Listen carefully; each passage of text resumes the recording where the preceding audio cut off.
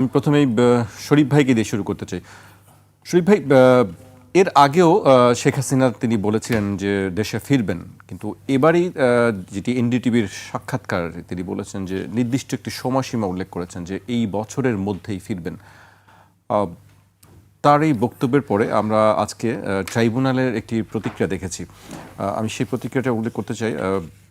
শেখ হাসিনার এই সাক্ষাৎকারের পর আন্তর্জাতিক অপরাধ ট্রাইব্যুনালের চিফ প্রসিকিউটর মোহাম্মদ আমিনুল ইসলাম এই ঘোষণাকে রাজনৈতিক স্ট্যান্ডবাজি বলে উল্লেখ করেছেন। তিনি বলেছেন, সত্যিই যদি সাহস থাকে তাহলে দেশে এসে জুলাই হত্যাযজ্ঞের বিচার মোকাবেলা করুন। শরীফ ভাই। ধন্যবাদ আপনাকে, ধন্যবাদ আমার সাথের আলোচক এবং দর্শক শ্রোতাদেরকে। শেখ হাসিনা এবং আওয়ামী লীগ গণ-অভ্যুত্থানের ভেতর থেকে উচ্ছেদ হয়েছেন রাষ্ট্র ক্ষমতা থেকে এবং দেশের তাদের অনুগত তাদের দলের বিপুল সংখ্যক নেতাকর্মী, বিশেষ করে উচ্চ পর্যায়ের নেতারা, তারা দেশ থেকে পালিয়েছেন, দেশ ত্যাগ করেছেন অথবা করতে বাধ্য হয়েছেন। একটা জুলাই হত্যাকাণ্ডের মামলায় শেখ হাসিনার মৃত্যুদণ্ড ঘোষিত হয়েছে। এটি নিম্ন আদালতের বিচার। এখন সেই বিচারে শেখ হাসিনার মৃত্যুদণ্ড দেওয়া হয়েছে, কিন্তু দেশে আসার ক্ষেত্রে কোনো রকমের বাধা দেওয়ার কথা বলা হয়নি। সুতরাং তিনি যদি আসতে চান, নিশ্চয়ই সরকার তাকে ওই সাজার কার্যকর করার জন্য তাকে বাধা দেবে না। কিন্তু প্রশ্ন হলো তিনি আসবেন কিনা। আমার যেটা মনে হয় যে রাজনীতিবিদরা এই ধরনের পরিস্থিতির অনেকেই মোকাবেলা করেছে সারা পৃথিবীতে, এবং এর আগেও শেখ হাসিনা দুবার এই ধরনের পরিস্থিতিতে, বিরূপ রাজনৈতিক পরিস্থিতিতে তিনি দেশে এসেছেন। একটা হচ্ছে 15ই আগস্টের 75-এর 15ই আগস্টের পরে, সম্ভবত 81 সালে। আরেকটা হচ্ছে তত্ত্বাবধায়ক সরকারের সময়, 111 সরকারের সময়। তখনকার যে প্রেক্ষাপট এবং তার বিরুদ্ধে যে অভিযোগ, সেটি এক ধরনের ছিল। এখনকার প্রেক্ষাপট এবং অভিযোগটা আর এক রকমের। তখন তিনি এই ধরনের কোনো মামলায় দণ্ডিত ছিলেন না। এবার তার মাথার উপরে ফাঁসির দণ্ড আছে। এটি তাকে মোকাবেলা করতে হবে আইনি পদ্ধতিতে। তিনি, তার নেতাকর্মীরা এই কথার পরে বিভিন্ন জায়গায় দেখছি উজ্জীবিত হচ্ছেন, মিছিল মিটিং করছেন। আবার আপনি যদি যাদের সাথে টুকটাক দেখা হয় বা কথা হয়, তাদেরকে যদি এই সম্পর্কে বিস্তারিত জিজ্ঞেস করেন, তারা আসলে কেউই জানে না কি হতে যাচ্ছে। অর্থাৎ তাদের দলের যিনি প্রধান, তিনি বার্তাটা দিয়েছেন ভারতের একটা গণমাধ্যমকে, কিন্তু তার নিজ দলের নেতাকর্মীদের কাছে এই বিষয়টা পরিষ্কার না। সুতরাং এটা একটা হতে পারে যে দলের নেতাকর্মীদের মধ্যে এক ধরনের উদ্দীপনা তৈরি করার একটা কৌশল হতে পারে। আবার তিনি হয়তো পরিস্থিতি অনুযায়ী আইনি লড়াই করার জন্য তিনি এখানে আসতে পারেন। তবে এবার যদি তিনি আসেন, তিনি ওই যেটা বললাম, তার ফাঁসির দণ্ড রয়েছে, সেই দণ্ড মাথায় নিয়ে তাকে আসতে হবে। এর আগে যখন তিনি, বিশেষ করে 15 আগস্টের পরে যখন তিনি দেশে ফেরেন ভারত থেকে, তখন ব্যাপারটা একরকমের ছিল। তিনি ভিকটিম ছিলেন, তার পরিবারটা, তার দল ভিকটিম ছিল। কিন্তু এবার তার দল, তার পরিবার, তার দলের বিপুল সংখ্যক নেতাকর্মী এবার কিন্তু আসছেন তারা অভিযুক্ত হিসাবে। তাদের বিরুদ্ধে অনেক ধরনের অভিযোগ রয়েছে। নেতাকর্মীদের বিরুদ্ধে অভিযোগ আছে, তার দলের শীর্ষ অন্যান্য যারা আছেন অভিযোগ আছে। সুতরাং তিনি এটিকে কিভাবে মোকাবেলা করবেন, এটা একান্ত তার বিষয়। আর তার ফেরা না ফেরার বিষয়টা আমার যেটুকু ধারণা কেবলমাত্র তার নেতাকর্মীদের উপরে নির্ভর করে না। এর সঙ্গে তিনি যেখানে গিয়ে আশ্রয় নিয়েছেন, যারা তাকে আশ্রয় দিয়েছে, ভারতের ইয়েস নোর একটা সম্পর্ক আছে। এবং আমাদের জিও পলিটিক্সে নানাভাবে যারা ইন্টারফেয়ার করে, তাদেরও কোনো না কোনোভাবে এর সাথে একটা এনগেজমেন্ট থাকবে বলে আমার ধারণা। আমরা স্বাভাবিকভাবে যেটি চাইব যে আমাদের একটা রাজনৈতিক স্থিতিশীলতা এখানে প্রয়োজন, এবং সেই স্থিতিশীলতা রাজনৈতিক আইনগত কোনো কারণে যাতে বিঘ্নিত না হয়। আবার আমাদের এখানে যে রাজনৈতিক সংস্কৃতি, এই সংস্কৃতিটা প্রতিপক্ষকে নিশ্চিহ্ন করে ফেলার সংস্কৃতি। আজ থেকে 10 বছর, 7 বছর, 8 বছর আগে আমাদের এখানে প্রচারণা ছিল তারেক রহমান কোনোদিন দেশে আসতে পারবেন না। এই কথাগুলো এই আওয়ামী লীগের নেতারা বুক ফুলিয়ে বলতেন, যারা এখন দেশে নাই, যারা পালিয়েছেন। অর্থাৎ রাজনীতিতে এবং রাজনীতিবিদদের জীবনে কখন উত্থান এবং কখন পতন, এটা দীর্ঘ আগে আপনি প্রেডিক্ট করতে পারবেন না। এখানে স্বল্প সময়ের মধ্যে পরিস্থিতির উন্নতিও হয়, পরিস্থিতির অবনতি। প্রেডিকশনটাই আনপ্রেডিক্টেবল। রাইট। আমি আপনার কাছে আবার আসবো, আমি আজিজ ভাইয়ের কাছে আসতে চাই। আজিজ ভাই, আমরা শুনছিলাম শরীফ ভাই একটি কথা বলছিলেন যে তার দেশে ফেরা না ফেরার ব্যাপারে আরেকটি বিষয়ে তিনি যোগ করলেন। তিনি বলছেন যে এটি তার একার উপরে নির্ভর করেন, এটি ভারতেরও একটি ব্যাপার আছে। আপনি আসলে কিভাবে দেখেন, বা নাকি শুধু স্রেফ স্টান্টবাজি, যেটি আমাদের চিফ প্রসিকিউটর একটু মন্তব্য করেছেন? ধন্যবাদ আপনাকে, ধন্যবাদ শরীফ ভাই এবং দর্শক শ্রোতা। দেখেন, কয়েকটা উদাহরণ দেই। 111 সরকারের সময় 2 নেত্রী বন্দী ছিল। বিএনপির নেতারা, যারা পরে সংশোধনবাদী হিসেবে পরিচিত, তাদেরকে পাঠানো হয়েছিল বেগম জিয়ার কাছে যে আপনি বিদেশ চলে যান। তিনি বলেছিলেন বিদেশে যাবেন, না হলে জেলে থাকতে হবে, জেলে থাকতে হবে। তিনি কিন্তু সেটা জেল মেনে নিয়েছেন। তাদেরকে বলেছে আমার পৃথিবীতে কোথাও জায়গা নেই, আমি বাংলাদেশেই থাকবো, বাংলাদেশের মাটিতেই থাকবো। শেষ পর্যন্ত তিনি ধুকে ধুকে ধুকে ধুকে জীবন দিয়েছেন, কিন্তু দেশ ছাড়েন নাই। কিন্তু শেখ হাসিনা কিন্তু চলে গিয়েছিলেন, আবার তিনি ফিরেছিলেন। তো আমার মনে হয় শেখ হাসিনার যে কথাগুলি বলেন সেগুলো মিন করেন কিনা সন্দেহ। এখন ভারতের সাথে আমাদের সম্পর্কের একটা টানাপোড়েন চলছে। যেমন ধরেন, শুভেন্দু অধিকারী তাফালিং করতেছে, সেই হিসাবে সেই যুক্ত করে শেখ হাসিনাকে দিয়েও একটা কথা বলালো। এখন বাংলাদেশে এটা তো হিতে বিপরীত হলো। এই উকি ঝুঁকি মারা, এই যাতায়াত, তিনি জানেন যে একটা কেসে তার অলরেডি ট্রাইব্যুনাল তার বিচার হয়ে গেছে, ফাঁসির আদেশ হয়ে গেছে, আরও ট্রাইব্যুনাল ঝুলতেছে, আরও বিচার ঝুলতেছে, তিনি আসবেন না। তিনি জানেন তাকে আসলে ট্রাইব্যুনাল তিনিই করে গেছেন। এই ট্রাইব্যুনালের যে সাক্ষী প্রমাণ, তাতে করে তিনি ফাঁসির কাজটা তিনি পাবেন না, ফাঁসিতে ঝুলতেই হবে। সুতরাং আমার ধারণা তিনি আসবেন না। কিন্তু এটা আসলেই তিনি, যে ট্রাইব্যুনালের চিফ প্রসিকিউটর বলছে, ঠিকই একটা স্টানবাজি করেছে। অর্থাৎ যে পরিস্থিতি বাংলাদেশের এবং ভারতের যে টানাপোড়েন চলছে, সেটাকে আরও বেশি ঘনীভূত করা। 2 হচ্ছে, শেখ হাসিনা যে যখন গেল, তখন কিন্তু তিনি বলেছিলেন এক ফাঁকে যে আমি ভেবেছিলাম আমাকে টুঙ্গিপাড়ায় নিয়ে যাওয়া হয়। আচ্ছা বলেন, টুঙ্গিপাড়া কোনো এয়ারপোর্ট আছে? ওনাকে হেলিকপ্টার উঠাইছে, উঠায় আগরতলা নিয়ে গেছে। হ্যাঁ, তারপরেও কি করে দিছে কেউ, তার গতিবিধি দেখা যায় নাই। টুঙ্গিপাড়ায় উনি তারপরে উনি যখন গেছেন, আর্মি যখন বলে দিছে যে আমরা আর নিরীহ জনগণের উপর গুলি চালাতে পারবো না, তখনই উনি বুঝছে ওনার সময় শেষ। তিনি তো এসএসএফের অধীনে ছিলেন, তিনি তো তার সেনাবাহিনীর অধীনে ছিলেন। তিনি তাহলে এই অ্যারেঞ্জমেন্টটা কারা করেছেন? তিনি জানতেন না? আপনি বলছেন যে তিনি একবার বলেছিলেন যে তাকে গোপালগঞ্জে নিয়ে যাওয়া হবে, তাহলে তাকে ওখানে নিয়ে যাওয়ার অ্যারেঞ্জমেন্টটা কি করেছে? না, এটা তো এখনো ক্লিয়ার কেউ করে নাই। হয়তো ভারতের ইনভেস্টিগেশনে আর্মি তাকে পাঠিয়ে দিছে, এটাই তো হবে, সেই প্রসেসেই গেছে। নাহলে তাকে তো কেন নিল না? আমার কথা হলো, তিনি তো বলতে পারতেন যে আমি দেশ ছেড়ে যাব না। তোমার সেনাবাহিনীতে 662 জন, 26 জন রেখেছিল না, 27 জন হয়তো, সমস্যা কি? সেনাবাহিনী তাকে জীবন রক্ষা করতো, সমস্যা নাই তো। উনি তো কায়দা বাইজে চলে গেছে। এবং তার আগে চলে যাওয়ার আগে খেয়াল করে দেখেন, তিনি যে বাই ডিসিশন গেছে, এটার প্রমাণ হচ্ছে তার ফ্যামিলির একটি লোক কিন্তু আটকা পড়ে নাই, সবগুলো লোক চলে গেছে। এবং সবগুলো নেতা আগে পরে সব চলে গেছে। তিনি জানতেন, তিনি অনুমান করেছেন, কিন্তু তিনি আসলে ভেবেছেন যে আমার জীবন রক্ষা করা দরকার, আমি থাকলে আমি মারা যেতে পারি। সুতরাং তিনি কেটে পড়েছেন। এই জন্যই বলা হয় পলায়ন। আমরা পলানোর কথা, সত্য কথাই বলি, তিনি পালিয়েছেন। হ্যাঁ, পালিয়েছেন। আর ভারতে যাওয়ার পরে, ভারতের প্রথমে পার্লামেন্টারি পার্টি বৈঠকে তাকে আশ্রয় দিয়েছে, ডিসিশন হয়েছে। তারপরে অল পার্টি বসে তাকে আশ্রয় দিয়েছে। তিনি তো এখন ভারতের অতিথি হিসেবে আছেন। আমি বলবো ভারতের তিনি অতিথি।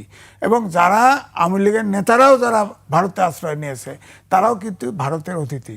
কারণ পুশিন করতেছে, কেন এদের পুশিন করতে পারে না? যারা আওয়ামী লীগের নেতাকর্মীরা ওখানে, যারা ভারতে প্রায় সব মিলে তো 1000 খানেক লোক আছে, এরা এরা পুষিন করে দিচ্ছে। এরা তো ফ্রি স্টাইল আপনার আসামে আছে, আগরতলায় আছে, পশ্চিমবঙ্গে আছে, তাদের পুষিন করে না। শুভেন্দু অধিকারী সে পুষিন করে না কেন তাদেরকে? তারা তো বাংলাভাষী অনুপ্রবেশকারী, কারণ তাদেরকে তারা তাদের অতিথি। এখন এই অতিথি, যেটা শরীফ ভাই বলেছেন, আমাদের বন্দি বিনিময় চুক্তি আছে, সেই চুক্তির একটা ধারায় আছে, 9 নম্বর ধারায় আছে, যে যদি যে দেশে আশ্রয় নেয় কেউ, সে দেশে যদি মনে করে যে তাকে আসলে বিচার হচ্ছে, তাকে আসলে তার কাছে যদি মনে হয় যে তাকে আসলে রাজনৈতিক উদ্দেশ্যে তাকে বিচার করা হচ্ছে, তখন সে নাও দিতে পারে। তো এই এই এই অজুহাতে তারা ধরে রাখছে, তাকে রাখছে। এখন ভারতের তিনি অতিথি, ভারতের ছাড়া, ভারতের পরামর্শ ছাড়া তিনি কিছু করবেন আমি মনে করি না। এবং তিনি যত কথা বলেন তত ভীতু লোক। আমি উদাহরণ দিলাম না, 1/11-এর সময় তিনি দেশ ছেড়ে গেছেন না, দেশ ছেড়ে গেছেন তো। সুতরাং খালেদা যান নাই, এবং খালেদা জিয়াকে চিকিৎসা না দিয়ে দিয়ে সে জেলখানায় থেকে শেষ পর্যন্ত জীবন দিয়েছে। কতটা আবসীন জীবন দিয়েছে, তিনি কিন্তু দেন নাই। এবং তিনি আসবেন না, তিনি নিশ্চিত। ওনাকে বর্ডার খুলে দিলেও উনি আসবেন না, আমি নিশ্চিতভাবে বলতে পারি। বলতে এই বছরে আসবো, অসম্ভব ব্যাপার, অসম্ভব ব্যাপার। তিনি কক্ষণই আসবেন না এদেশে। আর আসলেও আপনার তার জন্যে পরিস্থিতি অনুকূল হবে না, কারণ সব অভ্যুত্থানের শক্তি এখন যারা বিভক্ত দেখতেছেন সব এক হয়ে যাবে এবং তাকে প্রতিহত করবে, ঠিক আগের মতো আবার ধাওয়া খাবে। সুতরাং এখন তার আসার মতো অনুকূল কোনো পরিবেশ নাই। বিচারে তাকে সাথে সাথে সে গ্রেপ্তার হবে, তাকে ট্রাইব্যুনালে যাবে, তাকে ফাঁসি আদেশ ফেস করতে হবে, ফেস করতে হবে। ফাঁসি এখন দিবে কি দিবে না, আপিল করলে আপিল কি করে। তবে ট্রাইব্যুনালের মামলায় আমাদের, উনি যে ট্রাইব্যুনাল করেছে, যেভাবে সাক্ষী প্রমাণ, ভিডিও, অডিও, নিউজ পেপারের বক্তৃতা, ভাষণ, সব কিছু সাক্ষী হিসেবে গ্রহণ করা হয় ট্রাইব্যুনালে, তো উনি মুক্তি পাওয়ার কোনো সুযোগ নাই। এখন ওনার অতিথি যারা আশ্রয় দিয়েছে, তারা যদি চাপ দিয়ে টিয়ে তাকে যদি মুক্ত করতে পারে তাহলে হইতে পারে। সেটা তো বিশ্বের পরাশক্তির খেলা। কিন্তু পরাশক্তির খেলা তো এখন যে ভারতের সাথে যে টানাপোড়েন, আমি একটাই উদাহরণ দেব, পরে আসলে আলোচনা করব। যারা তৃতীয় দেশ হিসাবে আমাদের প্রধানমন্ত্রী আপনার থেকে মালয়েশিয়া গেছে, মালয়েশিয়াতে চীন গেছে, চীন যাওয়ার সাথে সাথে কিন্তু ভিসা ছেড়ে দিছে। অন্তর্বর্তীকালীন সরকারের সময় যত বিধি নিষেধ আরোপ করেছিল, এই শেখ তারেক রহমান প্রধানমন্ত্রী হওয়ার পরে আশা করছিলাম যে সব এগুলো আস্তে আস্তে কেটে যাবে। হ্যাঁ, তারা তো এসেছিল, তারা দাওয়াতও দিয়েছিল, কিন্তু কাটতো না তো, সবগুলো বাধা নিষেধ জারি ছিল, বন্য ভিসা থেকে শুরু করে বাণিজ্য যা কিছু। বরঞ্চ এই শুভেন্দু অধিকারী আসে কাঁটাতারের বেড়াটা দিয়ে আরও ঝামেলা তৈরি করছে। আমার মনে হয় এখন যে টানাপোড়েন চলছে, এটাকে ভারতের হয়তো বুদ্ধি কম কি বেশি আমি বলবো না, নিশ্চয়ই তাদের বুদ্ধি বেশি আছে। আমার মনে হয় শুভেন্দু অধিকারী দিয়ে তাফালিং করে পারতেছে না, এখন শেখ হাসিনাকে দিয়েও একটা উঁকি মারাইলো আর কি, আমরা আসে পড়তেছি তোমরা। আরে আসে পড়লে তো অনুকূল পরিবেশ হবে না, আসে উনি তো পাঠাতে পারবে না, এখন সিচুয়েশন তা নাই। জি, আজিজ ভাই আপনার কাছে আবারও আসবো। আমি পর্যায়ে শরীফ ভাইয়ের কাছে আসতে চাই। শরীফ ভাই, অন্তর্বর্তী সরকারের সময় আমরা দেখেছি একাধিকবার শেখ হাসিনাকে ফেরত দেওয়ার ব্যাপারে চিঠি দেওয়া হয়েছে, অনুরোধ জানানো হয়েছে, এবং বর্তমান সরকার ক্ষমতা আসার পরেও সেই একই প্রক্রিয়া অব্যাহত আছে। আপনার কাছে কি মনে হয় যে সরকারের পক্ষ থেকে কি এই বিষয়টি বারবার আবারও তোলা উচিত, যাতে ভারত এই বিষয়ে কোনো সাড়া দেয়? তার আগে একটু বলি, শেখ হাসিনা এখন কোন দেশের পাসপোর্ট হোল্ড করেন? তার পাসপোর্ট তো বাতিল হয়েছে। তো তাকে বাংলাদেশ সরকার যদি অনুমোদন না দেয়, তার পক্ষে কি বাংলাদেশের সীমান্ত অতিক্রম করে বাংলাদেশে প্রবেশ করা সম্ভব না। সুতরাং তিনি বললেন যে আমি চলে আসছি, আর তিনি চলে আসলেন, ব্যাপারটা সেরকমের না। কারণ তার এখন পাসপোর্ট নেই, তিনি বাংলাদেশের পাসপোর্ট বাতিল হয়েছে। এবং এটা কেবলমাত্র ইন্ডিয়া সিদ্ধান্ত নিলেই হবে না, বাংলাদেশ সরকারকেও ইয়েস বলতে হবে যে তাকে আসার ক্ষেত্রে আমি অফিসিয়াল সাপোর্টটা দিব। যদি সেটি না দেয় তাহলে তিনি চাইলেও প্রবেশ করতে পারবেন না। এক। দ্বিতীয় জায়গাটা আমি আবার বলি, আমাদের রাজনীতির পেছনে অনেক ধরনের রাজনীতি কাজ করে। আমাদের এখানে সরকারগুলো সবসময় যে কেবল নিজেদের বুদ্ধি বিবেচনা দিয়ে সিদ্ধান্ত গ্রহণ করে তা না। আমাদের এই জায়গাগুলোতে বিভিন্ন সময়ে ওই যে ব্যক্তি, রাজনীতির স্বার্থ, দলের স্বার্থ, অন্য দেশের স্বার্থ, অনেকগুলো বিষয় বিবেচনা করে আমরা সিদ্ধান্তগুলো নেই। আপনি খেয়াল করবেন, তারেক রহমান বাংলাদেশের প্রধানমন্ত্রী, তিনি চায়না সফরে যাবেন, তার আগে ছুটির দিনে আমেরিকার রাষ্ট্রদূত চলে গেলেন বাংলাদেশের পররাষ্ট্রমন্ত্রীর সাথে দেখা করার জন্য, গিয়ে বললেন ফুটবল নিয়ে আলোচনা করতে এসেছি, এবং যদি আপনারা আমেরিকার প্রশ্নে বাজি ধরেন তাহলে আপনারা কখনো ঠকবেন না। এটা তিনি কিন্তু খেলার কথা বলেননি। তিনি যেটা বলতে চেয়েছেন যে তোমরা যে চীনমুখী তোমার যে কূটনীতি, এই কূটনীতি তোমরা এমন কিছু করো না যাতে চীন এখানে একটা স্পেস পায়। তোমরা যদি আমাদের সাথে থাকো তাহলে তোমাদের লস হবে না। অর্থাৎ যাওয়ার সময় মনে করিয়ে দিল, আমরা কিন্তু কোনো স্বজন যখন বাইরে যায় আমরা তাকে বলে দেই এটা খাবা না, ওটা করবা না, তাকে সতর্ক করে দিই। আমেরিকান রাষ্ট্রদূত বাংলাদেশকে তার কূটনৈতিক ভাষা ব্যবহার করে আমাদেরকে সতর্ক করে দিয়েছে যে আমার সঙ্গে থেকো। যদি আমরা আমেরিকার কূটনীতিকের এই কথা না শুনি তাহলে আমাদের কি করবে এটা আমরা জানি না। তবে আমেরিকাকেও বিশ্বাস করা যায় না। আমাদের এখানে ভারত বলেন, চীন বলেন, রাশিয়া বলেন, যেই আসে না কেন, কেউ তার নিজের স্বার্থে আসে না, তা আমাদের স্বার্থে আসে না, তাদের কতগুলো স্পেসিফিক এজেন্ডা আছে, সেই এজেন্ডাগুলো তো হাজার বছর ধরেই আমরা সেটাই হাজার দেখছি। বছর ধরে। এখন আপনি তার সাথে কতটুকু বার্গেনিং করতে পারবেন, এই ক্যাপাসিটিটা আপনার কতটুকু আছে তার উপরে নির্ভর করে। এবং আমাদের একটা ন্যাশনাল ইউনিটি যেটা আমরা আসলে তৈরি করতে পারিনি, এবং শক্তিও তৈরি করার জন্য আমরা চেষ্টা করিনি। আমাদের যে বিরোধগুলো আপনি দেখছেন, ছোটোখাটো বিষয় নিয়ে যে ধরনের পার্লামেন্টে আলোচনার যে জায়গাগুলোতে ওয়াকআউট, এটি গতকালকের যে ওয়াকআউটটা, এটা আসলে অভিযোগটা কি? এই অভিযোগটা থেকে পাবলিক ইন্টারেস্টের আরও অনেকগুলো বিষয় ছিল, যে বিষয়গুলো নিয়ে আসলে পার্লামেন্ট গরম হোক এটা আমরা চাই। কিন্তু আমাদের এই বিভাজনের সুযোগকে কেন্দ্র করে নানা পক্ষ এখানে ইন্টারফেয়ার করে। সরকার কতগুলো বার্তা দেওয়ার চেষ্টা করছে, কিন্তু এটি নির্ভর করবে আমার ডোমেস্টিক পলিটিক্সে তার নিয়ন্ত্রণ কতটুকু। যদি এখানে বিভাজনের যে জায়গাটা, জন অসন্তোষ যদি বাড়তে থাকে, তাহলে সরকার কাছের হোক দূরের হোক বার্গেনিংয়ের জায়গাটা দুর্বল হয়ে পড়বে। এবং বাংলাদেশ ঘিরে নানা ধরনের পলিটিক্স এখানে অ্যাক্টিভ আছে।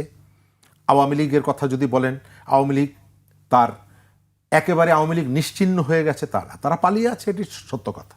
কিন্তু তার একটা বিরাট সাংগঠনিক শক্তি আছে, তার সাংগঠনিক কাঠামোর বিপর্যয় হয়েছে, কিন্তু তার কর্মী আছে, সে এখানে পরিস্থিতি উত্তপ্ত করার মতন তার সেই শক্তি আছে, তার বিপুল অর্থ আছে। গত 15 বছর সে লুটপাট করে যে টাকাটা জমিয়েছে, এটি তো আর অস্বীকার করা যাবে না যে তারা একেবারে সৎভাবে জীবনযাপন করেছে। ফকির 3 বছর 4 বছরের মধ্যে শত শত কোটি টাকার মালিক হয়ে গেছে। সুতরাং এই টাকাটা সে তার পলিটিক্সকে ফিরিয়ে আনার জন্য যে ইনভেস্ট করবে না, এবং সেই ইনভেস্টের জায়গাটা যে একেবারে স্বচ্ছ পলিটিক্সে হবে তা তো না। এখানে সামান্য অর্থ বিনিয়োগ করলে নানা রকমের অকারেন্স তৈরি করে দেওয়া যায়, পরিস্থিতি উত্তপ্ত করা যায়, এবং বিভিন্ন রকমের শক্তি এখানে কাজ করছে, খেলার মধ্যে আছে। আমাদের এটা তো একটা প্লে গ্রাউন্ড। আপনি বিশ্বকাপ খেলা চলছে, হঠাৎ করে আপনি যেভাবে দেখছেন কালেমাকে সামনে রেখে এটিকে ইস্যু হিসাবে ব্যবহার করে সারা দেশে যে প্ল্যান করে যে ধরনের একটা পরিস্থিতি তৈরি করা হচ্ছে, এটা কি মনে হয় যে খুব ইনোসেন্টলি এই কাজগুলো করা হচ্ছে? না, খেলা আছে। ইন্ডিয়ায় বসে ওই ইসরায়েলের রাষ্ট্রদূত তিনি বলে ফেললেন যে বাংলাদেশে ইসলামিক জঙ্গিরা এখানে কাজ করে। তো ইসলামিক জঙ্গিরা এখানে কাজ করে, তো তোমার দেশে তো ইহুদি জঙ্গিরা কাজ করছে, তোমার মোসাদ তো পৃথিবীতে বিভিন্ন জায়গায় রক্তপাত ঘটাচ্ছে। কিন্তু ওই যে একটা টার্গেট দিয়ে, একটা নাম দিয়ে আপনি এটিকে ধরবেন, ধরার আগে তো একটা গ্রাউন্ড তৈরি করবেন। এবং আমি তো মনে করি এই যে পতাকা মিছিল, এই ইসরায়েলের রাষ্ট্রদূতের বক্তব্য, বাংলাদেশে ঢোকার পরে ভারতীয় হাইকমিশনার যেটি বললেন আকাশের দিকে তাকিয়ে, সবগুলোর সাথে মিল আছে। এবং বাংলাদেশের রাজনীতিতে গলি অলিগলি কানাগলি এগুলোর যে উপস্থিতি, এগুলো তো আর বন্ধ হয়ে যায়নি।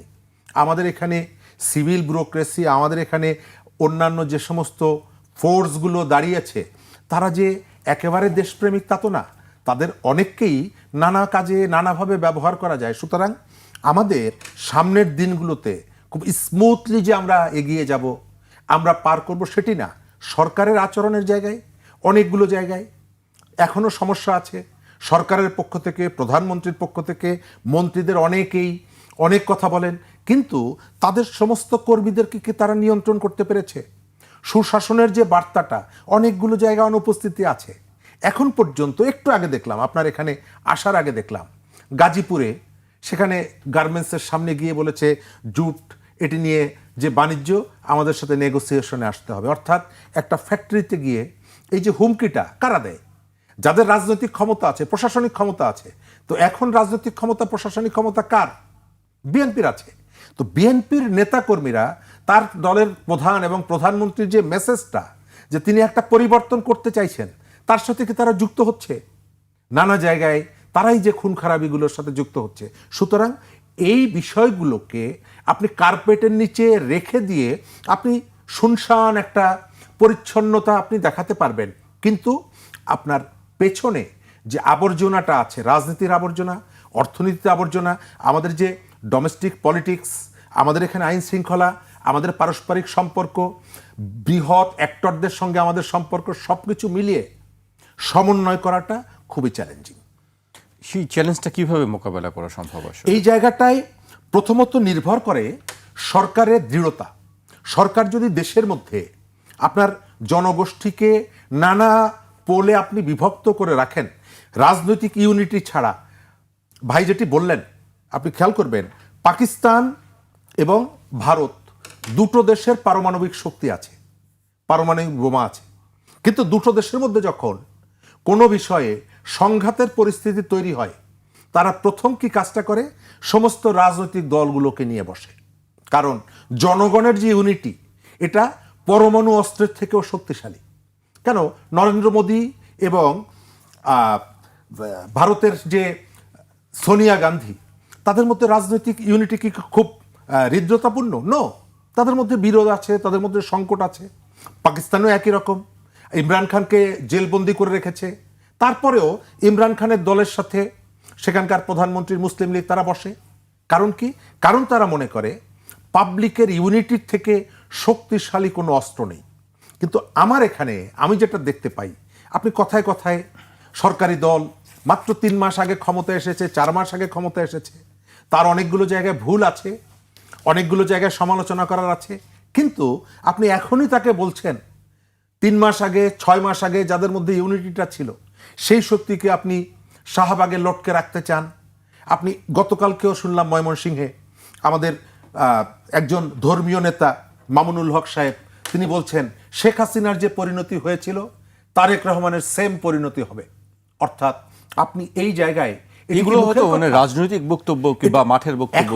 এখন হ্যাঁ, আপনার রাজনৈতিক বক্তব্যটা নেতা এবং কর্মী অনেক সময় রাজনৈতিক কৌশল হিসাবে আপনি কতগুলো কথা বলেন, কিন্তু এই কথাটা যখন বলা হয়, আপনার সমস্ত কর্মীরা তো পলিটিক্যালি এডুকেটেড না। কর্মীদের অনেকের কাছে এই বার্তাটা যায় যে আমাদের একটা যুদ্ধের প্রস্তুতি নিতে হবে। কাদের সাথে? আমরা 1 বছর আগে যারা হাতে হাত রেখে পুলিশের বন্দুকের সামনে আমরা দাঁড়িয়েছিলাম। তো এই যে ইউনিটিটাকে আপনি বিভক্ত করছেন, এক পক্ষ আর এক পক্ষকে আক্রমণ করছেন, এক পক্ষ আর এক পক্ষকে ঘায়েল করার চেষ্টা করছেন, এটি যদি আপনি কন্টিনিউ করেন নিজের দেশের মধ্যে হানাহানি মারামারি, তাহলে ওই যে শক্তি, সেই শক্তি আপনি অর্জন করতে পারবেন না। এবং আর্থিক অবস্থা আপনার যত ভালো থাকুক না কেন, থিওরিটিক্যাল জায়গায় আপনি রাজনীতিটা যতই আপনার পারফেক্ট হোক না কেন, আপনি যে উদ্ভূত পরিস্থিতি, এই উদ্ভূত পরিস্থিতি মোকাবেলা করতে পারবেন না এই ইউনিটিটা যদি আপনার না থাকে। রেজিস ভাই, এবার একটি তিস্তা নিয়ে অনেক আলোচনা আছে দেশে বিদেশে। আজকে প্রধানমন্ত্রী সংসদেও বক্তব্য দিয়েছেন এবং বলেছেন যে কোনো মূল্যে তিস্তা মহাপরিকল্পনা বাস্তবায়ন করা হয়। প্রধানমন্ত্রীর বক্তব্য কিছু উল্লেখ করতে চাই। প্রধানমন্ত্রী তারেক রহমান বলেছেন দেশের মানুষের পানির প্রবাহ নিশ্চিতে বর্তমান সরকার পদ্মা ব্যারেজ নির্মাণের উদ্যোগ নিয়েছে। এই ব্যারেজ নির্মাণের মাধ্যমে বর্ষা মৌসুমে যে অতিরিক্ত পানি আসে, সেই পানি আমরা ধরে রাখবো যাতে শুষ্ক মৌসুমে কৃষক সহ সবার কাছে সেই পানি সরবরাহ করা যায়। সে সময় জাতীয় অগ্রাধিকার ভিত্তিতে এই সরকার যে কোনো মূল্যে তিস্তা ব্যারেজ মহাপরিকল্পনা বাস্তবায়ন করবে বলে উল্লেখ করেন প্রধানমন্ত্রী। দেখেন, আমি প্রথমে শরীফ ভাইয়ের একটা কথা বলি যে আসলে দেশ চালাবে রাজনীতিবিদ, গণতান্ত্রিক বিশ্বে এটাই বলা হয়। কিন্তু আমরা দেশ স্বাধীন হওয়ার পর থেকে জাতি গঠনের কখনো চেষ্টা করি নাই। আপনি এখন পাকিস্তানের সাথে হকি খেলা দেন, বাংলাদেশের ক্রিকেট খেলা দেন, পাকিস্তানের সমর্থক পাবেন। ভারতের সাথে খেলা দেন, ভারতের সমর্থক পাবেন। এরকম অভাগা জাতি কমই আছে। আগে দেখেন, আমরা স্কুল ইউনিভার্সিটি পর্যন্ত পড়তাম যে দুর্নীতিবাজ, তাকে এড়িয়ে চলতাম, তাকে মন থেকে ঘৃণা করতাম। এখন টাকাওয়ালা হচ্ছে দেশ চালায়। আমরা আদর্শ লিপি পড়তাম, লেখাপড়া করে যে গাড়ি ঘোড়া চড়ে সে, এখন লেখাপড়া করে যে গাড়ি চাপা পড়ে সে। অর্থাৎ আমরা এরপরে আপনি দেখেন ইউনূস সাহেব 11টা সংস্কার কমিশন করেছে। বিজ্ঞানের যুগে আপনার শিক্ষা কমিশন করে নাই। আমাদের দেশে আমি লিখেছিও 12 প্রকারের শিক্ষা ব্যবস্থা আছে এবং সব জায়গায় মাস্টার ডিগ্রি দেওয়া হয়। মাস্টার ডিগ্রি প্রাপ্ত একটা লোক কখনো তার যে শিক্ষা এই চিন্তার থেকে বেরোয় না। যেমন আমি ইংরেজি পত্রিকায় বরাবর কাজ করি, দেখা গেল ঢাকা ইউনিভার্সিটিতে পড়ে আসে জার্নালিজমে, মাস্টাররা যা পড়ায় দেয় ওর থেকে বেরোতে পারে না। 1 বছর ওই চিন্তার থেকে ছুটাইতে সময় লাগে। হ্যাঁ, তো সুতরাং এরাও তাই। এই 12 প্রকার শিক্ষা, 12 প্রকার, যার ফলে কোনো ইস্যুতে আমরা একমত হতে পারি না। আর জাতি আস্তে আস্তে ধীরে ধীরে এমন জায়গায় চলে গেছে, মনোজগতের এমন পরিবর্তন ঘটে গেছে, আমরা প্রত্যেকেই যারা আছি এখানে 3 জন বসে আছি, সুযোগের অভাবে আমরা চল না। সুযোগ পাইলেই আমরা চুরি করব। না, এটি সবার ক্ষেত্রে না। এই তো আমি 3 জনের কথাই বললাম। আমি বলছি যে আমরা মনোজগৎটা এমন হয়ে গেছে যে মনোজগৎটা আত্মকেন্দ্রিক হয়ে গেছে। আমরা জাতি গঠন করতে পারি নাই, এই জন্য আমরা জাতীয় ইস্যুতে একমত হতে পারি না। এখন ধরেন ভারত আমাদের চাইতে কিন্তু বাড়তি। আপনি দেখেন শেখ হাসিনাকে তারা রাষ্ট্রীয়ভাবে আশ্রয় দিয়েছে, তারা অতিথি বানিয়েছে। আমরা কাউকে এভাবে অতিথি বানাতে পারবো না। আর আমাদের রাজনীতি, সে রাজনীতির কম্পোজিশন, যেটা শরীফ ভাই বলল, দলগুলোর দ্বিমত, একটা দক্ষিণপন্থী, একটা মধ্যপন্থী, আর একটা বামপন্থী, এরা রাজনীতি আলাদা। এক হবে কী করে বলেন? এক হওয়ার তো সুযোগ নাই, সুযোগ কম। তো এই জন্য আমি বলছি যে হ্যাঁ, জাতীয় ইস্যুগুলোতে অন্তত পক্ষে রাজনৈতিক দলগুলো অন্তত এক সুরে কথা বলা উচিত।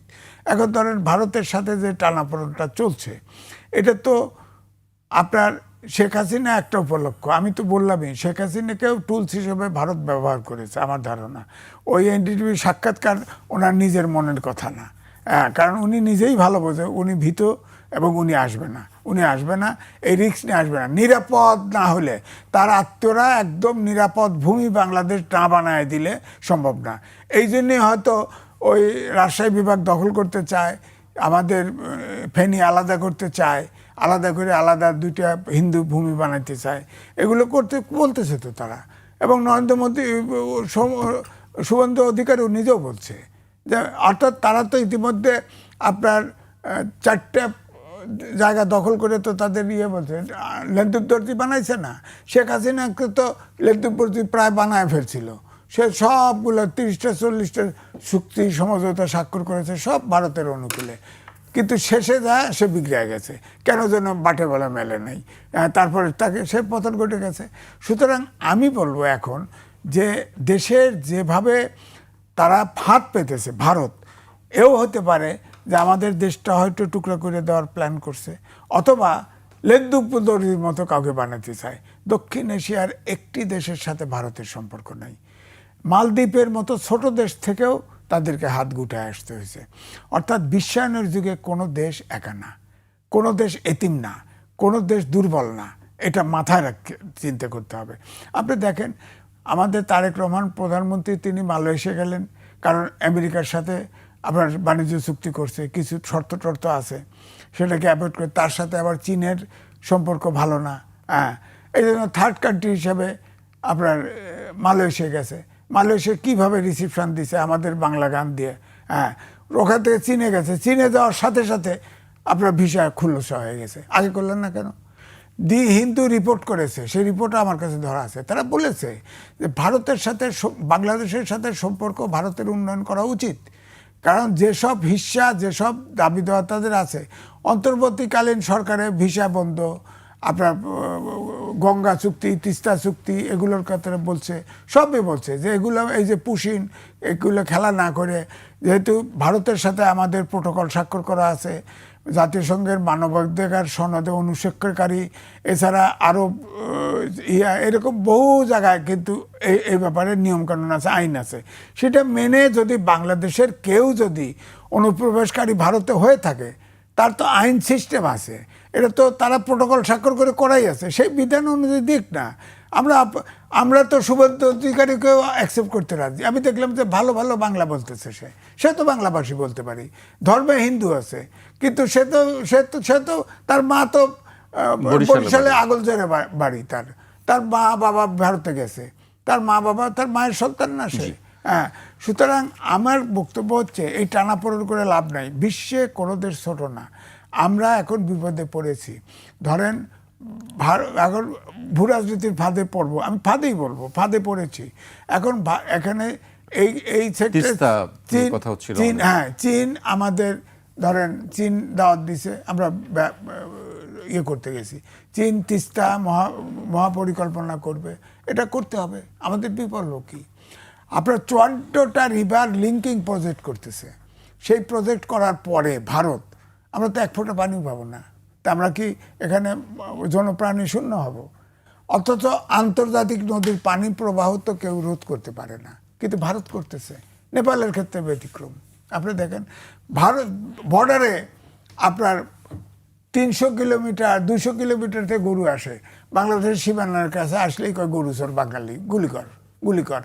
কেন? পাকিস্তানের সাথে বর্ডার আছে না, একটা গুলি করছে কেউ পারেনি, কারণ দুজনের বোমা আছে, এই ডরে করতেছে না। সুতরাং আমাদের হয়তো বোমা নাই, কিন্তু আমাদের বোমা পার্টির সাথে খাতির রাখতে হবে বাঁচতে হলে, চ্যালেঞ্জ তো করতে হবে। বোমা পার্টি মানে চীন? হ্যাঁ অবশ্যই। চীন যদি ওই উত্তর কোরিয়ারে কয়, হ্যাঁ রাশিয়া যদি উত্তর কোরিয়াকে একটা বোম ফাটা, ও তো বোম নিয়ে বসে আছে, গরিব যতই হোক দিবে, আমেরিকায় ফাটায় দিব, জানেন না? ও কিনতে ভয় পায় খুব, আমেরিকা ভয় পায়, এত সহজ না। আমরা যতই আমার কথা হচ্ছে এর বিকল্প কি? আমার বিকল্প আছে, পদ্মা ব্যারেজ, তিস্তা ব্যারেজ দেওয়া ছাড়া আমার বিকল্প কি? এখন ধরেন যেটা বলছে যে আপনার চীন থেকে মায়ানমার হয়ে চট্টগ্রাম পর্যন্ত আপনার অর্থনৈতিক করিডোরের কথা, এই ব্যাপার আলোচনায় আছে। এটা সরকার চিন্তা করতেছে। যদি দেখা যায় যে, আমি তো একদিকে মনে করি যদি এরা চীনকেও বিশ্বাস করা মুশকিল, আবার ট্রাফে ফেলায় যায় কি না সন্দেহ তো। সুতরাং এটা বিবেচনা, যদি সৎ উদ্দেশ্যে ব্যবসার জন্য হয়, আমার তো ফেরির যে আছে, ভারত যেহেতু থ্রেট করে, আমার তো ওটা চিকেন নেক না, আমার তো সমুদ্র পথ আছে। হ্যাঁ, তারপর যদি এটা যদি আসে করিডোর আসে, তাহলে তো ভারত থেকে না আসতে পারবে না, বরং আমরা ওদের ভারত ভেঙে টুকরা টুকরো করে দিতে পারবো। হ্যাঁ, তো এই জন্য আমি বলছি যে ভারতের সাথে আমাদের দরকার, ভারতকেও আমাদের দরকার। একসময় ভারত ধরেন পাকিস্তানকে দুর্বল করার জন্য 2 ভাগে ভাগ করছে, সেখানে আপনার জিন্না আমাদেরকে এক পাশে ঠেলে তার অংশ সে বুঝে নিয়ে গেছে। হ্যাঁ, আমরা আমাদের সিরাজউদ্দৌলা আছে না, বলছে না যে বাংলা বিহার উড়িষ্যার নবাবতী অধিপতি ছিল না। হ্যাঁ, তো বাংলা বিহার উড়িষ্যা কোথায়? উড়িষ্যা কোথায়? আমরা তো পূর্ব পাকিস্তানের অল্প দূর। তো নতুন করে ভাগ করেন, তাহলে ঠিক আছে, নতুন করে ভাগ করেন, বাংলা বিহার উড়িষ্যার নবাব। এটা তো আমি মনে করবো, আমরা তো সেই ছোটবেলায় যে নাটক দেখছি, নাটকেই তো সিনেমা দেখছি, সিরাজউদ্দৌলা নাটকের একটি ডায়লগ ছিল, ডায়লগই আছে, বাংলা বিহার উড়িষ্যার অধিপতি নবাব সিরাজউদ্দৌলা। এই জন্য আমি বলছি যে ভারত আমাদের 3 ভাগ আছে, বাণিজ্য আমাদের দেশের কাছাকাছি 3 ভাগ ঘুরে আছে, আর একটা পাশ হলো সমুদ্র। এখন এই সমুদ্রের উপরে কিন্তু মানুষের তির্যক আছে। ধরেন দক্ষিণ এশিয়া দিয়ে শুরু করে সব জায়গায় সারা বিশ্বে 80টা সেনাঘাঁটি আছে আমেরিকার। এখানে নজর থাকতে পারে বাংলাদেশে। সুতরাং আমার কথা হলো, ভারত আমাদের প্রতিবেশী, মুক্তিযুদ্ধে আমাদের সহযোগিতা করছে, হ্যাঁ তার ইন্টারেস্টে করছে। পাকিস্তান 2 ভাগ করার জন্য করছে, ভাগ করে এখন আবার বাংলাদেশ ভাগ করতে চায়, বাংলাদেশ কিনে নিতে চায় একখান, জানেন তো, ভারত কার্ডার কিনে নিতে চায়। আলোচনা আমরা শুনছি। এই জন্য আমি বলছি আমাদের তো কিছু করার নাই। তবে আমার ধারণা যে বিশ্বায়নের যুগে কেউ এতিম না, সুতরাং আমাদের সুসম্পর্ক করতে হবে জি। বা অন্য শক্তির সাথে সুসম্পর্ক করতে সবার হবে। সঙ্গেই হ্যাঁ, সবার সঙ্গে সুসম্পর্ক, আমরা সুসম্পর্ক রাখতে চাই। সমতার ভিত্তিতে। আমি শরীফ একটু ভাই, আজিজ আজিজ ভাইয়ের ভাই অনেক কয়েকটা লম্বা প্রেক্ষিতে আমি দু একটা জায়গায় বলি আর বক্তব্য কি। দিচ্ছিলেন। আমি সেই তিস্তার বিষয়টি আমি পুরোপুরি জানতে পারলাম না। একটি কথা আমি উল্লেখ করতে চাই আপনি আলোচনার আগে। প্রধানমন্ত্রী একটি কথা বলেছেন, যে কোনো মূল্যে। তিনি এই শব্দটি উচ্চারণ করেছেন। ধন্যবাদ। প্রধানমন্ত্রী বলেছেন যে কোনো মূল্যে, এবং গতকালকে পানি সম্পদ মন্ত্রী বলেছেন দরকার হলে অন্য নামে। এর ভেতর থেকে কতগুলো প্রশ্ন তোলার সুযোগ আছে, প্রশ্ন তোলাও যায়, আলোচনাও করা যায়, কিন্তু সেই আলোচনাটা অনেক বিস্তৃত, এখন হয়তো করার সংক্ষেপে সুযোগ আমরা হবে জি। না। তবে আজিজ ভাই যেগুলো বললেন, অনেকগুলো জায়গায় কথা বলা যায়, আবার এটি নিয়ে তর্কও করা যায়। আমরা আমাদের রাজনীতিতে যেমনি বাস্তবতাও আছে, জুজুর ভয়ও আছে। আমরা যখন পার্বত্য শান্তি চুক্তি করি, তখন এখানে বলা হয়েছিল ফেনী পর্যন্ত বাংলাদেশ ভারতের কাছে চলে যাবে, মনে পড়ে? জি। আমাদের এখানে মিথ, এটি আমাদের রাজনীতিতে চালু আছে, এবং এটা দিয়ে আমরা যার যার পজিশনটাকে ঠিক রাখার চেষ্টা করি।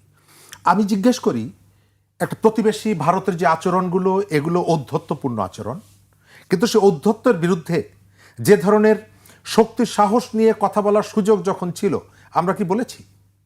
আজকে আমি তো মনে করি যে পার্লামেন্টে সবার আগে আপনি যদি এটি বলতে চান যে ভারতের সাথে শেখ হাসিনা জাতীয় স্বার্থবিরোধী যে চুক্তিগুলো করেছে, এটি নিয়ে পার্লামেন্টে কেন আলোচনা হয় না, কেউ নোটিশ দেন না কেন? আপনি যে শুধু বলছেন যে আপনার শরীরের ভিতরে খুব ভয়ঙ্কর একটা রোগ আছে, যেটা আপনি মারা যেতে পারেন, তো আপনি যদি এটি জেনে থাকেন, তাহলে আপনি আমাকে সেগুলি একই সাথে বাতিল করার ব্যাপারে বলবেনও সবাই একমত কেন হচ্ছে না? কেন হচ্ছে না? কারণ হচ্ছে যে আমাদের এখানে ওই যে উপর এবং নিচ, সামনে এবং পেছনে রাজনীতির ভিন্নতা আছে। আমরা কখনো কখনো অন্যের দ্বারা ব্যবহৃত হই। আমি স্পষ্ট করে বলি, আমাদের এখানে আপনি দেখবেন একটা অংশ আছে যার অনবরত চেষ্টা করে মানুষকে উজ্জীবিত করে রাখার জন্য। বাংলাদেশের সেনাবাহিনী যদি দুর্বল হয়, তাহলে ইরান অথবা ইরাকের কোনো লাভ অথবা লস নাই। লাভ হচ্ছে আমাদের প্রতিবেশী ভারত এবং মিয়ানমারের। আমাদের দেশের মধ্যে সারাদিন যদি অস্থিরতা কাজ করে, তাহলে উত্তর কোরিয়া অথবা জাপানের লাভ অথবা লস নাই। লাভ এবং লস হচ্ছে আমাদের ওই ভারত এবং মিয়ানমারের, কারণ তারা আমাদের নিকটতম প্রতিবেশী। আমাদের এখানে তরুণরা যদি জ্ঞান বিজ্ঞান অগ্রগতি প্রযুক্তিতে নিজেরা শিক্ষিত না হয়ে সারাদিন একটা কার্যের মধ্যে জড়িয়ে থাকে, হানাহানির মধ্যে জড়িত থাকে, যুক্ত হয়ে থাকে, তাহলে এর ফলে আমেরিকা বা ওই মধ্যপ্রাচ্যের সৌদি আরবের কোনো লাভ অথবা লস নাই। লাভ অথবা লস হচ্ছে আমাদের প্রতিযোগী যারা, প্রতিদ্বন্দ্বী যারা আমাদের আশপাশের। আমি কখনো কখনো কি মনে করি জানেন, তারা আমাদের একটা সেকশনকে কাজে লাগিয়ে অনবরত এগুলোর বিরুদ্ধে, এই বিষয়গুলো নিয়ে সারাদিন আমাদের মধ্যে এক ধরনের জ্ঞানজাম তারা পাকিয়ে রাখে। আপনি খেয়াল করে দেখবেন, গত 1.5 বছরে সেনাবাহিনীর বিরুদ্ধে যেভাবে বিষোদ্গার করা হয়েছে, এবং এটি তো খুব পরিকল্পিত ছিল যে আপনার এক একটা বাহিনীকে আপনি দুর্বল করে ফেলেন। কারণ কি? কারণটা হচ্ছে সরাসরি অন্যের পারপাস সার্ভ করার জন্য। এই যে পশ্চিমবঙ্গে বিজেপি ক্ষমতা গ্রহণ করেছে, তার পেছনে কারণ হিসাবে আমি এখানে যে ধরনের প্রপাগান্ডা, উন্মাদনা, এটিও একটা অনেকাংশে এটি তাদেরকে সহযোগিতা করেছে। তার মানে এই না যে আপনি তার অন্যায় কাজগুলোকে মেনে নেবেন। আমি আপনাকে মনে করব আপনি বাস্তবতার আলোকে সিদ্ধান্তটা নেবেন। এই যে আমাদের যে তরুণরা, আপনি গত 2 বছরে আপনি কোথাও আমাদের এই শিক্ষা, জ্ঞান বিজ্ঞান, গবেষণা, এই বিষয়গুলো নিয়ে কখনো কোনো তর্ক বিতর্ক, শিক্ষার্থীদের মধ্যে আলাপ আলোচনা কি শোনেন? সারাদিন আমরা হচ্ছে কাকে ধরবো এবং কাকে মারব। সারাদিন আমরা হচ্ছে এমন কতগুলো এজেন্ডা নিয়ে, একটা শিক্ষার্থী যদি সারাদিন এইগুলোর মধ্যে থাকে, সে তার লেখাপড়ার দিকে কখন যাবে? এক। দ্বিতীয়ত হচ্ছে আজকের যুগে পার্মানেন্ট শত্রুও কেউ না, পার্মানেন্ট মিত্রও কেউ না। যদি হতো, তাহলে আজ ভোরে আফগানিস্তান সীমান্তে পাকিস্তান হামলা চালিয়ে 29 জনকে হত্যা করেছে। আফগানিস্তানে এখন যারা ক্ষমতায় আছেন, এদেরকে ক্ষমতায় আনার ক্ষেত্রে সব থেকে বেশি কন্ট্রিবিউশন তার মধ্যে হচ্ছে পাকিস্তান। সেই পাকিস্তানের সাথে সে এখন যুদ্ধে জড়িয়ে গেছে, আফগানিস্তান যুদ্ধ জড়িয়ে গেছে। কারণটা কি? কারণটা স্থায়ী শত্রু এবং মিত্র নাই। আমি ধরেন যে পপুলিস্ট অনেকগুলো কথা আপনার এখানে বলতে পারি, কিন্তু বাস্তবতা হচ্ছে আমাকে আজকে ভারতীয় ভিসা উন্মুক্ত করে দেওয়ার পর মানুষ লাইন দিয়ে দাঁড়িয়ে আছে, সেখানে বিশাল ভিড়। অনেকে সোশ্যাল মিডিয়া দেখছি যে ট্রল করছে। আমি আমার পরিচিত একজনকে জিজ্ঞেস করলাম যে এই মানুষগুলো তার প্রয়োজনে যাচ্ছে, এটা নিয়ে ট্রল করার কিছু নাই। এবং আমরা যে যাচ্ছি আমাদেরকে তারা ফ্রি সেখানে ট্রিটমেন্ট, অন্যান্য যে কাজে যাচ্ছি ফ্রি সার্ভিসটা দিবে তাও না, আমি পয়সার বিনিময়ে তার কাছ থেকে সেবাটা কিনছি। দেখলাম কলকাতায় মিষ্টি খাওয়া খাই হয়েছে, ব্যবসায়ীরা তারা মিষ্টি। এর কারণ হলো যে আমাদের এখানকার আপনি যাই বলেন না কেন, এটি তারা সৌহার্দ্যের জায়গা থেকে করেছে আমার কাছে মনে হয় না। বাণিজ্যিক একটি আমাদের বিষয় আছে। মনে হয় যে আমাদের দেশের এই সেক্টরগুলো, বিশেষ করে সেবা খাত, এর সাথে তাদের ব্যবসা বাণিজ্য এবং তাদের জীবনযাপনের একটা বিরাট সম্পর্ক আছে এবং এর ভেতর থেকে তারা ক্ষতিগ্রস্ত হয়েছিল। আপনার এখানে আলোচনা হয়েছিল কোরবানির আগে যে সেখানে যারা গরু লালন পালন করত, গরু বিক্রি করতে না পেরে বাংলাদেশে গরু আসা বন্ধ হয়ে যাওয়ার কারণে তারা ক্ষতিগ্রস্ত হয়েছে। এই যে ভিসা বন্ধ হয়ে যাওয়ার কারণে সেখানকার গেস্ট হাউস থেকে শুরু করে এই কেন্দ্রিক যে পর্যটন ব্যবসা ক্ষতিগ্রস্ত হচ্ছিল, এখন তাদের সেই সুযোগটা এসেছে, তারা তাদের জন্য আনন্দ করছে, মিষ্টি খাচ্ছে।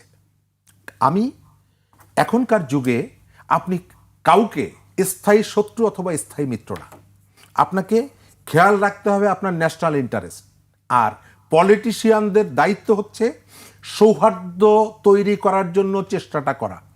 আমাদের এখানে যতগুলো রাজনৈতিক দলই আপনি দেখেন, রাস্তায় দাঁড়িয়ে যাই বলে না কেন, ওই তলে তলে ভারতের সাথে সম্পর্ক রাখতে চায়, আমেরিকার সাথে সম্পর্ক রাখতে চায়, ওই অমুকের সাথে সম্পর্ক রাখতে চায়। ইন্ডিয়ান অ্যাম্বাসেডর ডাকলে তার বাড়িতে যায় না, আপনি আমাদের দেশের একজন নেতাকেও পাবেন না যে ছুটে যান না। অথচ ওয়ারেন্ট অফ প্রেসিডেন্সে একজন মন্ত্রীর থেকে অনেক নিচে একজন অ্যাম্বাসেডর। আপনি দেখেন, আগেও আমরা দেখেছি, ভবিষ্যতেও যদি হয় আপনি দেখবেন ছুটে চলে যায়, রাস্তায় জ্যাম দেখলে ফিরে আসে না, চা খেতে চলে যান। অর্থাৎ আমাদের এই যে পাবলিককে এক ধরনের উন্মাদনার মধ্যে আমাদেরকে রেখে দেন, কিন্তু ক্ষমতা এবং ক্ষমতাকে মেনটেন করার জন্য ভেতরে ভেতরে নানা ধরনের সম্পর্ক মেনটেন করেন। এই যে নির্বাচনের কয়েকদিন আগে দেখলাম ভারতীয় দূতাবাস কি একটা অনুষ্ঠান করছে, সারা দেশের রাজনৈতিক নেতাদের, যাকে আমি নাম বলছি না, খুলনার ডুমুরিয়াতে নির্বাচনী প্রচার চালানোর দুপুরবেলায় দেখলাম, বিকেলবেলায় দেখলাম ওই অনুষ্ঠানে তিনি আছেন, সেখান থেকে চলে এসেছেন। কারণ কি? কারণ হচ্ছে সবাই চায় যে উপরে উপরে আপনার সামনে এসে বলবে আমি ঘোরতর বিরুদ্ধে। তুমি যদি ঘোরতর বিরুদ্ধে হও তাহলে শেখ হাসিনা বাংলাদেশের স্বার্থ পরিপন্থী যে চুক্তিগুলো করে গেল, সেই চুক্তি নিয়ে কেন পার্লামেন্টে আলোচনা হচ্ছে না? তোমার তো প্রথম কাজ ওই চুক্তিগুলো রিভিউ করার জন্য। যদি রিভিউ করতে নাও পারো, যে এমন ব্যবস্থা করে গেছে যেখান থেকে আমার বেরিয়ে আসা সম্ভব না, এগুলো উন্মুক্ত করেন যে এই জায়গাগুলোতে আমার স্বার্থ বিরোধী সিদ্ধান্ত নেওয়া হয়েছে। কই, আপনি তো করেন নাই। আমেরিকার সাথে যেটা হলো আপনি তো করছেন না। আমাকে সামনে এসে বলছেন যে আমি কিন্তু অনেক, আমার ড্রেস দেখে বুঝছেন না, আমি কিন্তু অনেক বড় দেশপ্রেমিক। না, ড্রেস দেখে, পল্টনে বক্তৃতা শুনে, প্রেস ক্লাবের সামনে বক্তৃতা শুনে বোঝা যায় না যে আপনি আসলে দেশপ্রেমিক কি না। আপনি দেশের স্বার্থে আপনার কন্ট্রিবিউশন, ডেডিকেশন কতটুকু, এটা বোঝা যায় আপনি কি ভূমিকা নিচ্ছেন, আপনি কি কথা বলছেন। এবং তার সেন্টারটা হচ্ছে এখন পার্লামেন্ট।